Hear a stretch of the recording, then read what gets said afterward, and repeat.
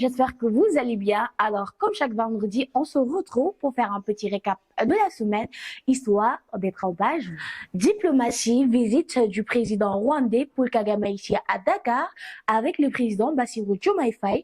Ils sont allés regarder le Basket African League à Diamniadio, un match opposant l'AS Douane à l'APR rwandais, match finalement remporté par l'AS Douane du Sénégal. Et puis toujours avec le président Bassirou Diomaye Faye qui poursuit ses sorties officielles après s'être rendu en Mauritanie, Gambie et en Guinée-Bissau. Il a aussi rendu visite le Nigeria mais aussi le Ghana. Et puis culture avec notre premier ministre Ousmane Sonko qui est nominé pour le trophée Myriam Makeba. S'en est suivi des messages de félicitations comme celui de Habib Sy. Économie, coup de filet de la douane avec une série de saisies de billets noirs, d'amphétamines, de cocaïne, entre autres, estimées à plus de centaines de milliards. Et les nominations qui se poursuivent au sein de l'administration, comme le cas de Aydembo, qui est maintenant à la tête de l'ADR, et aussi le cas de doyen Habib Sy, qui est devenu le président du conseil d'administration à la Sénélec. Politique, Ousmane Sonko, qui reçoit Jean-Luc Mélenchon à Dakar.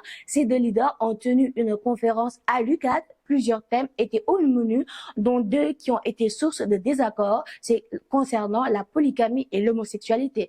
Ousmane Sonko demande à Jean-Luc Mélenchon de respecter nos valeurs et nos coutumes. Toujours lors de cette conférence, Ousmane Sonko n'a pas raté à pointer du doigt le président français Emmanuel Macron, car selon lui, il a fait preuve d'un grand mutisme lors des manifestations à Dakar. Et puis retour du nouveau chef de l'opposition Amadou Ba qui demande à ce que ces troupes soient remobilisées. Société, baisse des denrées de première nécessité. Le premier ministre Ousmane Sonko a annoncé des réductions en ce qui concerne la location, le riz, l'huile, entre autres. On termine avec le sport, avec le lutteur Lac de Guerre 2 qui a été interpellé pour escroquerie pour des affaires de visa. Et voilà, c'était tout pour les récaps de la semaine. N'hésitez pas dans les commentaires de me mettre des informations que j'ai pu omettre, car, comme vous le savez, nul n'est parfait.